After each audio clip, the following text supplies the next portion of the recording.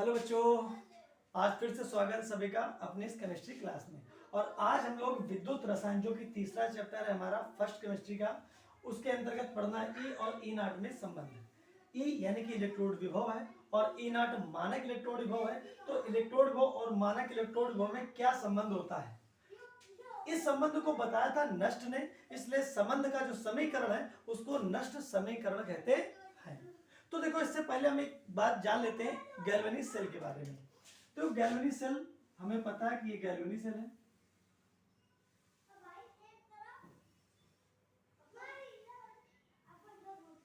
ये galvanic cell, यहाँ पे ये एक इलेक्ट्रोड और दूसरा इलेक्ट्रोड यहाँ पे ये दो इलेक्ट्रोड ले लिए। साथ ही इन इलेक्ट्रोडों को क्या किया, वोल्ट मीटर के माध्यम से एक दूसरे से जोड़ दिया। एक लवण सेतु लगा दिया यहाँ पे,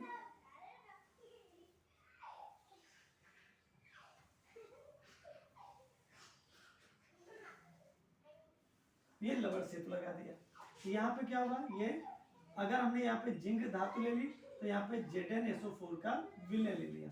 यहाँ पे अगर कॉपर धातु ली तो यहाँ पे विलयन किसका लिया, यहाँ पे विलयन ले लिया कॉपर सल्फेट का। आई बात समझ में। गैल्वेनिक सेल में जो बाईं तरफ होता है वो होता है एनोड,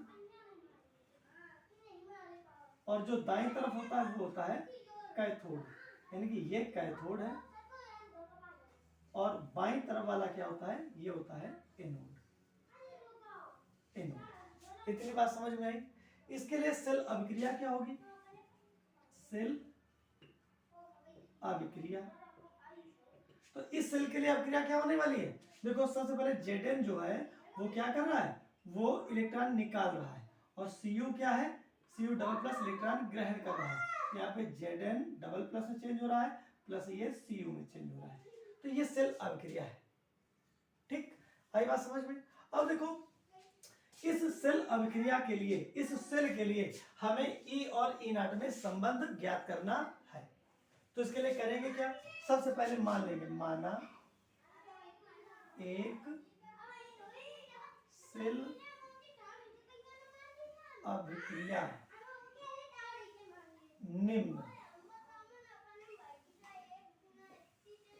निम्न प्रकार है। पहले लेते हैं अभिक्रिया, क्योंकि इसी सेल के लिए निकालना चाह रहे हैं। Plus Cu double plus is equal to Zn double plus plus Cu, ऐसे ये सेल अभिक्रिया है। फिर इसके बाद में अब क्या करेंगे, अब हम जानते हैं क्या जानते हैं, एक सेकंड में। तो हम जानते हैं, अब हम क्या जानते हैं, हम ये जानते हैं कि सेल में क्या हो रहा है, सेल में अभिक्रिया हो रही है। सेल में अभिक्रिया हो रही है तो क्या होगा, सेल के द्वारा जो किया गया कार्य है वो बराबर होगा Q इंटू V के। आएगा समझ में। हाई स्कूल में जब भौतिक विज्ञान पढ़ी होगी तो उसमें विद्युत वाला चैप्टर में तुम लोगों ने क्या पढ़ा, W बराबर QV पढ़ा है।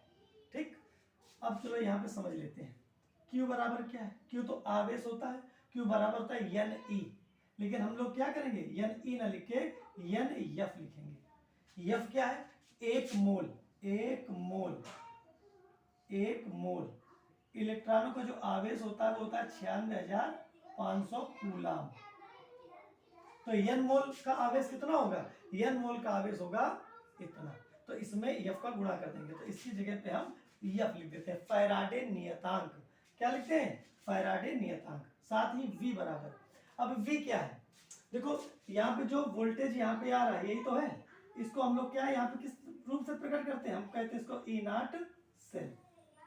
अगर यहाँ पे ये क्या है, 25 डिग्री सेंटीग्रेड ताप पर प्रक्रिया हो रही है और यहाँ पे कितनी है, 1 मोलर सांद्रता का ये विलयन भरा हुआ है विद्युत अपघट्य का, तो ऐसी परिस्थिति में जो इलेक्ट्रोड विभव यहाँ पे आएगा वो मानक होगा। अगर ये कंडीशन नहीं है तो फिर वो मानक नहीं होगा, हम उसको ई सेल बोलेंगे और मानक वाले को ई नॉट सेल बोलेंगे। आएगा समझ में। तो यहाँ पे V की जगह पे हम लिख सकते हैं ई नॉट सेल। तो क्या लिखते हैं, हम यहाँ पे लिख देते हैं W इज इक्वल टू यहाँ पे लिख सकते हैं NF ई नॉट सेल। आई बात समझ में। तो ये हो गया तुम्हारा समीकरण नंबर 2, ये हो गया समीकरण नंबर, चलो 1, समीकरण नंबर 1। तो यहाँ तक किसी कोई दिक्कत नहीं ना। अब देखो एक चीज और है, ऊष्मागतिकी में हम लोगों ने ये देखा है कि जब किसी पदार्थ में अभिक्रिया होती है तो उसकी जो मुक्त ऊर्जा होती है, मुक्त गिब्स ऊर्जा, वो धनात्मक होती है। और जब वो पदार्थ कार्य करता है दूसरे के लिए बाहर, जब वो कार्य करता है तो क्या होता है, मुक्त ऊर्जा होती है ऋणात्मक। तो सेल क्या कर रहा है, कार्य कर रहा है। तो जब सेल कार्य कर रहा है, ऊर्जा दूसरे को दे रहा है, तो कार्य जब कर रहा है तो क्या होगा, इसके द्वारा गिब्स मुक्त ऊर्जा का मान होगा ऋणात्मक, यानी कि कार्य में क्या होगा, ये डेल्टा जी नॉट का मान क्या होगा, ऋणात्मक। तो हम समीकरण 1 से कुछ और लिख सकते हैं, समीकरण 1 से हम क्या लिख सकते हैं, हम लिख सकते हैं यहाँ पे delta G is equal to कितना आ जाएगा, ये आ जाएगा माइनस का n F E naught cell, ये दे दो समीकरण नंबर 2। ठीक, फिर इसके बाद में ऊष्मागतिकी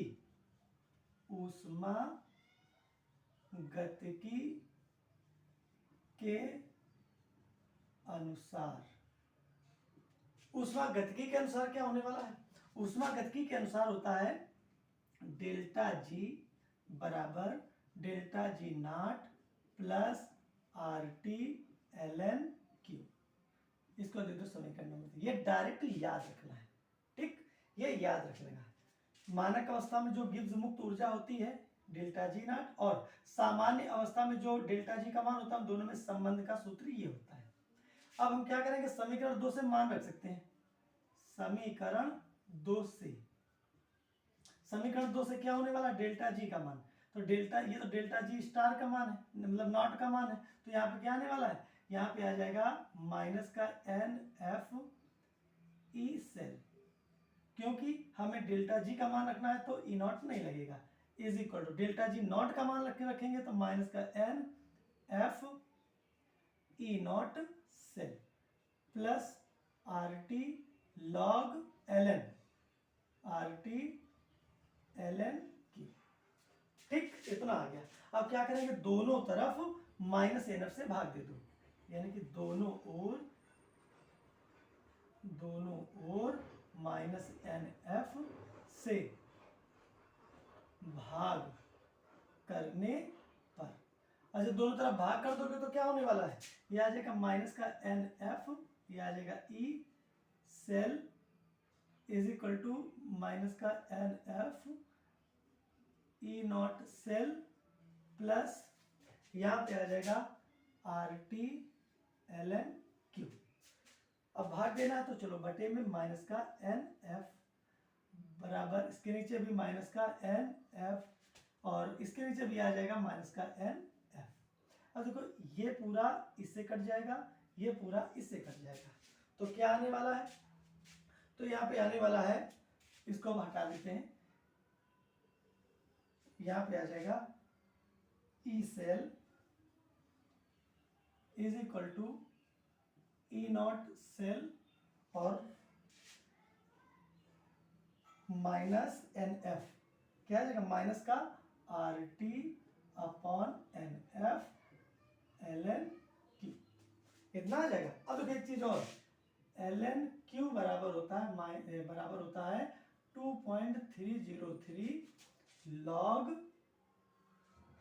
अब क्यू है तो यहाँ पे आ जाएगा क्यू, बेस हमेशा रहता है 10, तो यहाँ पे क्या लिख सकते हैं, E इज इक्वल टू, यानी कि E cell is equal to E naught cell minus, अब यहाँ पे लिख सकते हैं 2.303 आर टी लिख सकते हैं अपॉन ये एन एफ हो गया और ये हो गया लॉग क्यू, इतना लिखा जा सकता है। अब अगर चाहो यदि जब हम क्या रख दें, हम यहाँ पे टी का मान रख दें 298 केल्विन, आई बात समझ में, एफ का मान रख दें 96,500 कूलाम, ठीक, फिर आर का मान रख दें 8.31, ये आ जाएगा तुम्हारा जूल केल्विन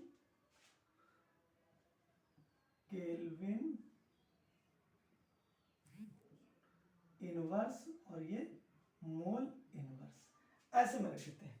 तो अगर ये मान उठा के हम इतनी इनकी जगह पे रख दें तो रखने पर क्या होगा, तो हल करेंगे तो आ जाएगा E cell is equal to E naught cell minus, और जब गुणा करेंगे इसमें सब हल करके तो आ जाएगा 0.059 अपॉन बचेगा n और ये आ जाएगा log q।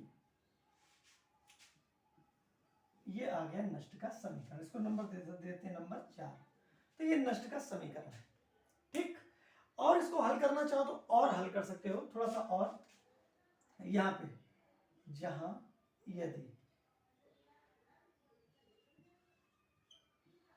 q बराबर, यहां लिख सकते हैं, देखो q बराबर क्या होता है, q बराबर होता है, ये हीट क्विटेंट है, इसका मान होता है, ऐसे लिखते हैं हीट क्विटेंट, q बराबर ये आ जाएगा, इधर कितना दिया गया है Zn डबल प्लस की सांद्रता इंटू Cu, या ऐसा लिख सकते हैं उत्पाद की सांद्रता बटे अभिकारक की सांद्रता। यानी कि यहाँ पे और क्या लिखा जा सकता है, इसको हटा देते हैं, और यहाँ पे इसकी जगह पे उत्पाद क्या दिया गया है, उत्पाद दिया गया है Zn डबल प्लस और ये हो गया Cu अपॉन उधर Zn और ये सांद्रता दी जाएगी Cu की, ऐसा। लेकिन एक चीज हमको पता है कि ठोस अवस्था में पदार्थ की जो सांद्रता होती है वो एक इकाई मानी जाती है, यानी कि Cu की सांद्रता बराबर है Zn की सांद्रता बराबर कितनी है 1, यानी कि इकाई। जब ऐसा होगा तो क्या हो जाएगा, तो यहाँ पे आ जाएगा Q is equal to Zn double plus upon Cu double plus, और जो ठोस अवस्था में जैसे ये और ये इनकी सांद्रता हो जाएगी इकाई यानी कि 1, तो उसको 1 रख देंगे, तो आ जाएगा समीकरण 4 से, समीकरण 4 से। तो समीकरण 4 से क्या आने वाला है, समीकरण 4 से आने वाला है ई नॉट यानी कि E cell is equal to E naught cell minus 0.059 upon n, और ये आ जाएगा log, और Q की जगह हम क्या लिख सकते हैं Zn double plus upon Cu double plus. कोई दिक्कत, ये समीकरण नंबर 5। तो एक देखो ये भी समीकरण है नष्ट का, जहां पे ई और ई नॉट में ये संबंध होता है, ठीक। लेकिन एक चीज और, यहाँ पे अगर साम्यावस्था हो अभिक्रिया की, तो साम्यावस्था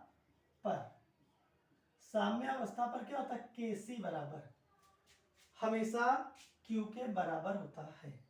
तो जब Kc Q के बराबर होता है तो साम्यावस्था पर क्या आ जाएगा, E cell is equal to E naught cell minus 0.059 upon n, और ये आ जाएगा log, ये आ जाएगा Kc। तो ये छठवां। तो ये देखो नष्ट का समीकरण इस रूप में भी लिख सकते हो, इस रूप में भी लिख सकते हो और इस रूप में भी लिख सकते हो। अब अगर ऐसे में हमें इनका मान पता हो, इसका मान पता हो, तो इसका मान हम निकाल सकते हैं। मतलब इनमें से सब एक को छोड़कर अगर सबके मान पता है तो हम उस एक का मान निकाल सकते हैं। हाँ, एक चीज और समझ लेते हैं, यहाँ पे जो n है, ये n क्या है, यह है भाग लेने वाले इलेक्ट्रॉनों की संख्या। तो अब देखो इसी अभिक्रिया को चेक करते हैं। देखो Zn डबल प्लस में बदल रहा है, तो इसका मतलब क्या हुआ, इसके 2 इलेक्ट्रॉन निकल गए तभी तो इसमें बदलेगा, आएगा समझ में। Cu के ऊपर 2 प्लस का है, यहाँ पे Cu न्यूट्रल है, यानी कि इसमें 2 इलेक्ट्रॉन ग्रहण किए होंगे तभी तो इसमें बदलेगा। यानी कि कुल मिला के ये 2 इलेक्ट्रॉन निकाल रहा है और ये 2 इलेक्ट्रॉन ग्रहण कर रहा है। तो अब क्रिया में भाग कितने इलेक्ट्रॉन ले रहे हैं, 2 ले रहे हैं ना। तो जब 2 ले रहे हैं तो हम ये कीजिए हम कितना रखेंगे, 2 और 2 रखेंगे। तो ऐसे ही अभिक्रिया में जो इलेक्ट्रॉन भाग लेते हैं उनकी संख्या को हम n की जगह पे लिख देते हैं। तो भाई बात समझ में। तो इसको कई बार देखो और देखने के बाद समझने की कोशिश करो। अगर नहीं समझ में आता है तो कमेंट बॉक्स में कमेंट करो और आगे फिर इसी को दोबारा और अच्छे से समझाकर वीडियो अपलोड करेंगे। ठीक, तो फिर मिलते हैं अगले टॉपिक के साथ। तब तक के लिए जय हिंद, जय भारत।